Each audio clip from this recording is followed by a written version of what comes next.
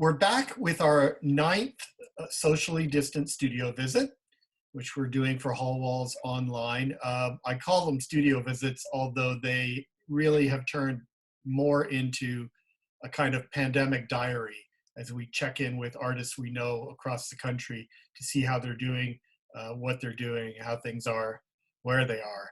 And today we're speaking to John Jennings, who formerly taught at the University at Buffalo, is currently a professor at UC Riverside, and we're talking to him from Riverside, California. And John, my first question, as with everyone, is how are you and how's your family? Thank you, John. I'm doing good. We're doing well. We're shuttered and sheltered and protecting each other. And yeah, I mean, we're doing well. Thank you for asking. Hope you're well as well. So, Is there anything you could tell us about the situation in Riverside, in your neighborhood, in your area? Are people observing social distancing and sheltering? Is it looking like it's, everything is sort of going well in that regard? yeah, I think as soon as San Francisco, which is about 9 hours north of us, right, started to shut down and do their thing, I think it became a mandate pretty quickly that California was just going to be on lockdown. So Riverside is in the middle of the desert, essentially. We're in what they call the Inland Empire. So we're already kind of remote away from things. People always think that I'm like in LA, but I'm not. Like we're in a separate city. So like we're about 90 minutes away from Los Angeles. So yeah, I've been seeing like people in the masks. People are definitely social distancing. Um, the necessary services like restaurants and stuff like that, a lot of them have closed down, but then there's other ones who have like you know uh cup of food and stuff like that. Yeah, it seems like it's going okay. Our school shut down pretty readily, and I think that we're not even supposed to go back to campus till like mid-June. So yeah, so everything seems fine. We had like at one particular point, we only had about 40 or so cases of the virus in the county of Riverside. There was a pretty serious outbreak at a nursing home, but I think that has been kind of dealt with, as much as possible. But yeah, so for the most part, people have been adhering to social distancing and protection. So Are you teaching remotely? I presume you are, and how is that going? yeah, I'm teaching remotely. I'm teaching a course on Afrofuturism and the politics of the Black superhero. So now I teach in a media and cultural studies program. So I teach, it's actually several courses just on Black speculative culture and Afrofuturism, and I have a commerce class. So, my courses are filled with like media studies students and, sociology majors and creative writing students and such. So at first it was a rocky start because, I didn't, I updated my plugins and stuff for Zoom. So like the first week of class, I was like, oh, I guess I'll do YouTube, right? And that just wasn't working. And then I realized like, oh man, I guess I need to update everything. And then Zoom started working fine.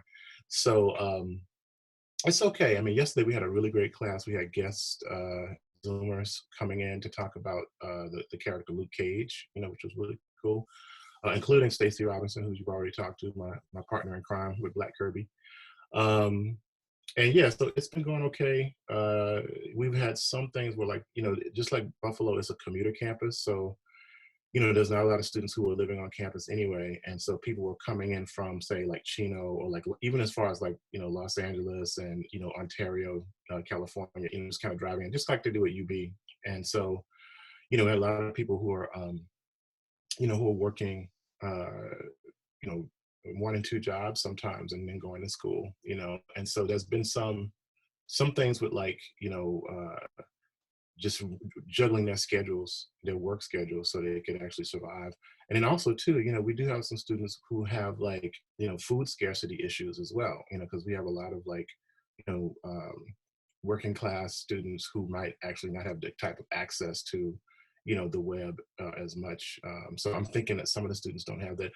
Our classes I mean, our university has been trying to like deal with that as much as possible too, with free laptops and free access and things of that nature. And so yeah, we're dealing with it, but It's been good. I mean, I think it's been kind of a good release, to talk about, you know, superheroes in this time, right now. I mean, it's because we definitely need as much positivity as, as possible. So I don't know, it's been going so far so good. So I far have so a question that might enter into the superhero realm, but first I want to ask you, um, my recollection is that you were always traveling a lot, going to conventions, good. uh, doing panel discussions, doing things where you were meeting up with a lot of your colleagues in the field, writers and other Right. artists, and that seemed to be a regular part of your life, which I'm sure Hmm. has at the moment shut down. I mean, do you miss that collegiality, that contact with that regular contact you had with other creators? I do a lot actually. Yeah, I mean, that was one of the first things that started happening was I actually had like a bunch of speaking engagements lined up because Damien and I have a new book out. We just adapted Octavia Butler's Parable of the Sower into a graphic novel, so we had those things lined up. And of course, you have like signings and conventions and things of that nature. So yes, all that stuff went away immediately. Actually, it's fun because yesterday, like I said, I had like three colleagues in my class, and essentially it was just us catching up to a certain degree in the class. It was we definitely stayed on topic, but it was very refreshing. I mean, at this particular point, me and my wife have a 10-month-old, right, Yeah. and a dog. So there's no one really talking to me about like the work that I'm doing. Most of my conversations with my wife is like, just the mundane things of getting through the day. And of course, the 10-month-old is just teething hard and drooling. So it's like, it's been kind of rough, and I definitely do miss the banter and collegiality a lot. I think, way more than I thought I would, so. Now, I have a question that I'm sure I'm going to ask it inelegantly, and it's going to be kind of clumsily phrased. Hmm. So you can answer it in any wide-ranging means that you want. But with your work and your teaching so heavily invested in Afrofuturism, and Hmm. Afrofuturism being so invested in the idea of the speculative future, Hmm. that containing both the possibility of the dystopic uh, and the utopic.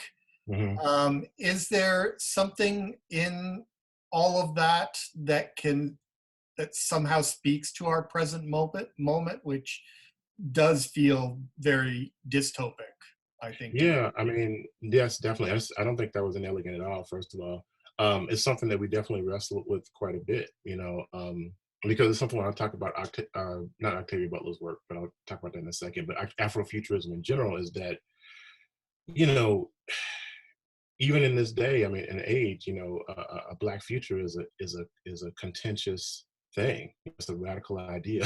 When you look at like certain sci-fi, or you just look at what's going on now, you kind of track what's happening. Yeah, it can be a really like difficult conversation to have, right? After the success of the Kendrick graphic novel, Damien and I chose. Well, after the success of the Kendrick graphic novel, and then actually the election of Trump, Damien and I chose to do Parable of the Sower and Parable of Talents for the very reason that those particular books are like they're warnings that Octavia Butler gave to us. And it was very difficult to do those books because on one hand, my wife is pregnant with our first child. So he's in there cooking, and then we're working on this book, right, at the same time. And the process of giving birth to Jackson and working on his book, they were the same amount of time. Like it took me about 8 months to draw the book. So it's like, it's the pressure of like trying to create this book, also thinking about the world that my son was going to come into is very daunting. I'm still like processing a lot of that. The other thing too is, I did come up with this, me and Stacy and actually Regina Bradley, we came up with this kind of like a subgenre of Afrofuturism that we call cyber trap.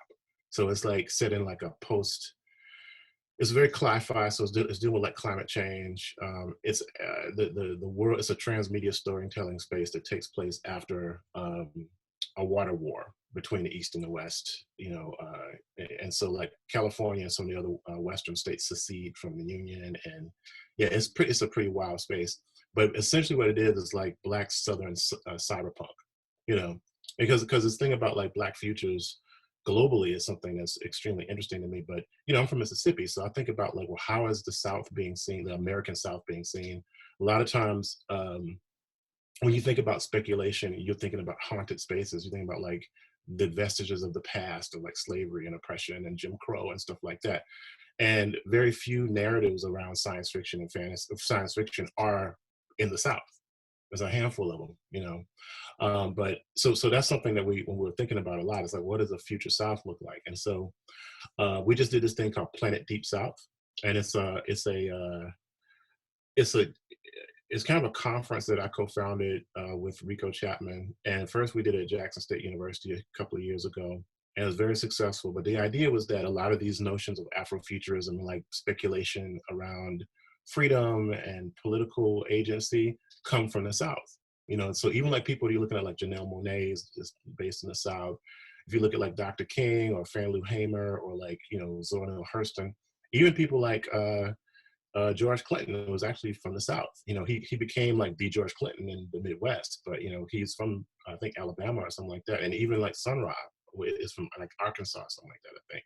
Yeah. So, the notion of like, wanting a better life and a better space is something that's definitely a huge part of the underlying ethos of like a Black speculative arts movement or an Afrofuturist mindset. So that was a long answer. I'm sorry. No. I like a long answer. Has the current kind of viral scenario come up in your classes a lot, or students sort of filtering that into their own work or their own thoughts about their own work? Oh yes, it's come over the last couple of when it's something that I bring up in the classes too, because this is about politics and about representation and about, because one of the central conceits of the class is like, well, what is a superhero, and why, and what is the difference between, what is the function of a Black superhero? The superheroes are awesome, but they're also kind of problematic in different ways too, right? Just like most things that we can make and consume. And so that's been a central idea. It's like, well, how are like African American or Black superheroes different than your mainstream, like maybe white characters, because it's still like a white male power fantasy for the most part, right? And how can you utilize that for empowerment and things of that nature, right? So yes, the virus,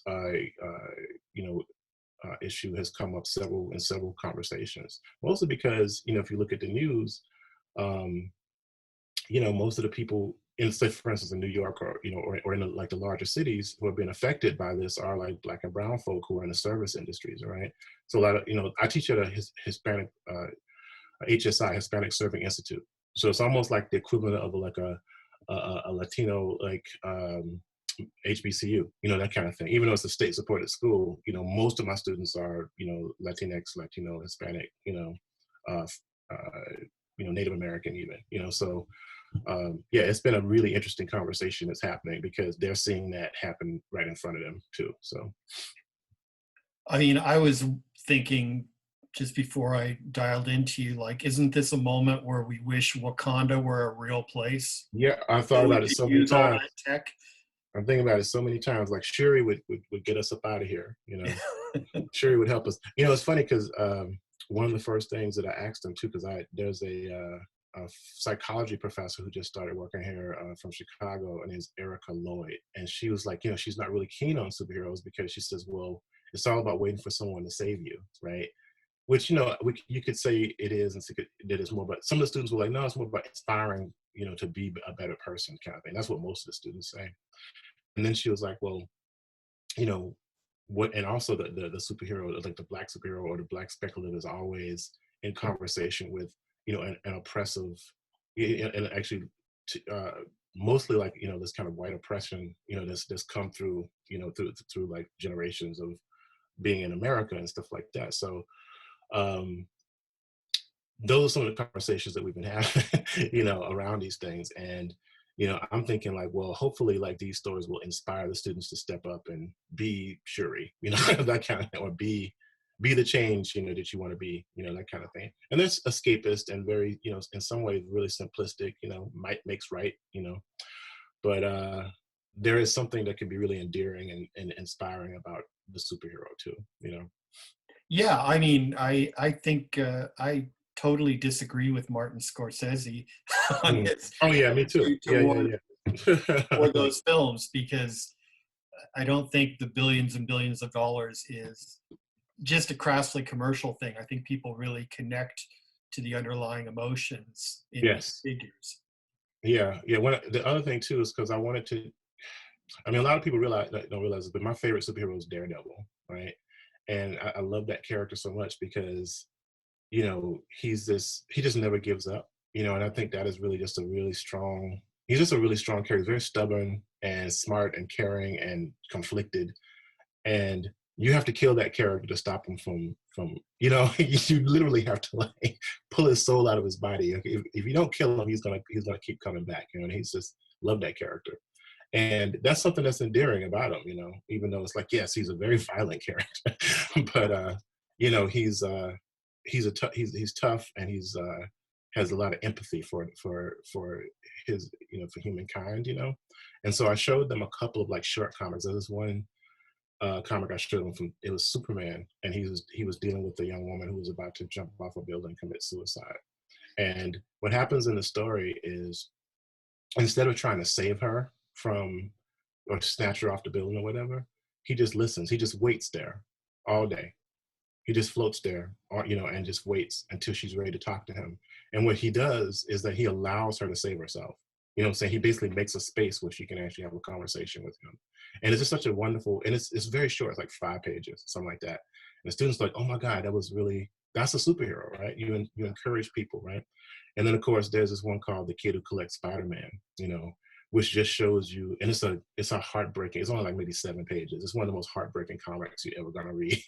But it also shows you how wonderful Peter Parker is. And I kind of borrow from Stacey Robinson. What he says is, if you've ever read a Spider-Man comic book, you've never read a story about Spider-Man. You've only read about Peter Parker. You know, yeah. So that kind of thing. So those are the kind of things, the kind of conversations we have about empathy and about, try to create characters that are real, that actually touch the human spirit. And I think, yes, superheroes can be really, really super violent and hyperbolic, but they also can be extremely inspiring and heartwarming. Absolutely. Unlike a lot of artists who, are kind of sequestered from going to their studios where they might Hmm. paint or sculpt or do installations. I mean, you do your work on an electronic tablet, so Yeah.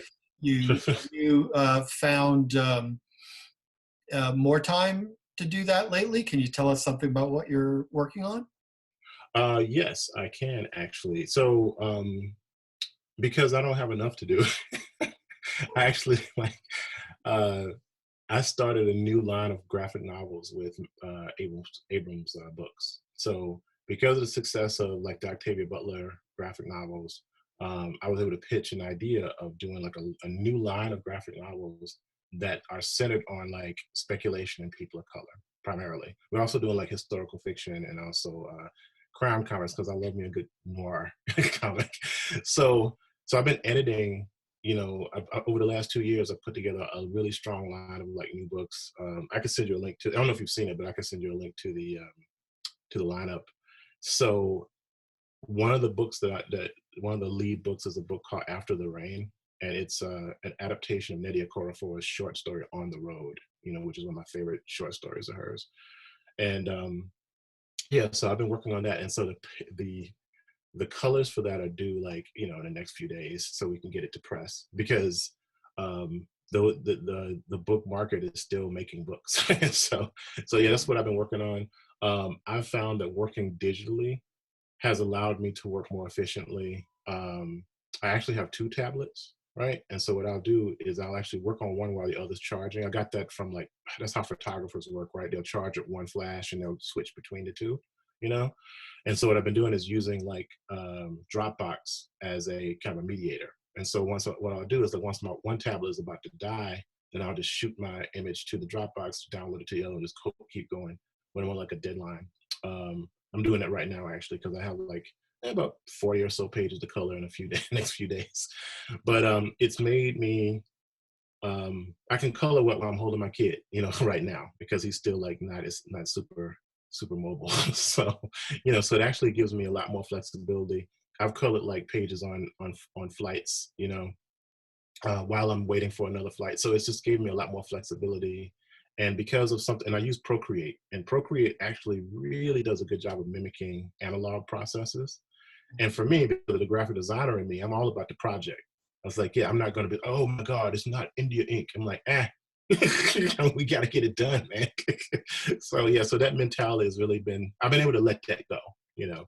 And honestly, I think the last original artwork that I might be doing is for Box of Bones #1, which is the last like pen and ink drawings that I've done for anything, which is a book that I'm another book that I've been working on. So it's enabled me to work on multiple projects very quickly, and turn things around very fast. So the iPad Pro with Procreate, man, this is my studio. It's right here. Like this is one of my studios. So. I mean, I would feel for your workload, but then I flash back on just at his peak how many books Jack Kirby drew a month. Yeah, no, I'm a So, slacker. you know, I'm a slacker. Yeah, nobody like that's insane. Like that dude, no, nobody's doing it. Hey, I guess my he didn't ink them all and color them all. So no, he didn't ink them and color them, but he was doing the pencils. And from what I understood, and this is, he drew from like corner to corner. isn't that weird? Like top left I corner. mean, it's amazing how can you do that? I was like, what is going on? But yeah, that dude was brilliant, and in some ways, I mean, that's another thing that we took on with like the whole Black Kirby moniker, is that it has to be two of us to even match his output. You know what I'm saying? To even get close to it. And my son's middle name is Kirby, right? Yeah, His name yeah. is Jackson Kirby. Yeah, so it's like, That's a great middle name for anyone. thanks. It's I know it is a great name, right? So yeah. yeah, so the digital, I haven't really shied away from it at all. I actually have been, I really embraced it, and yeah, I'm hoping more people do, so we can get these books out.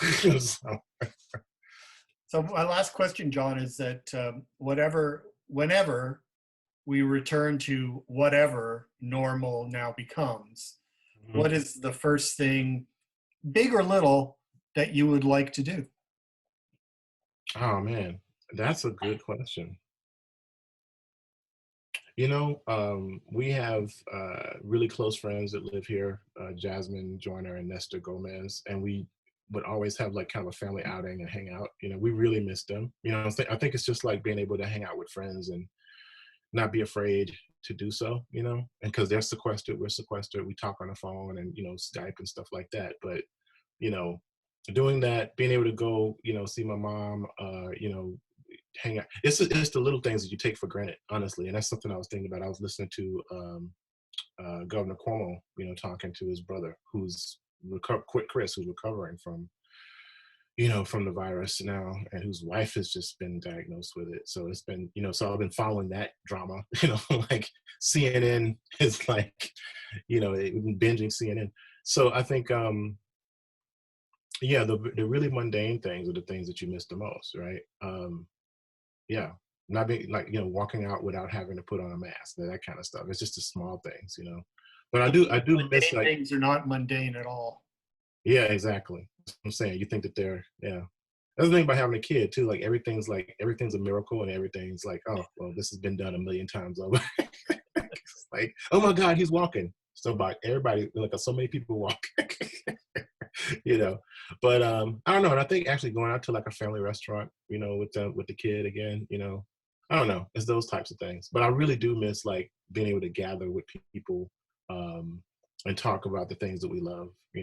But mostly it's like those kind of personal touches. Like I really do miss our friends and stuff. So Well, listen, thank you so much for taking some time out of your day this morning to talk. It's been really great to see you again. yeah, likewise. We should And do it. We should do it more. So, I hope that you get out and see your friends locally real soon. And yeah. that at some point we see you passing through Buffalo again. Oh yeah, no, I want to. I think Stacey's been doing some really a lot of stuff there still too. It's just, yeah, now that I'm out west, it's things have, a lot of things have shifted in the life. Like I don't even teach in an art department anymore. It's weird, you know. So it's like, anyway, but thanks for having me. It's been cool. So, Thanks, John. mhm.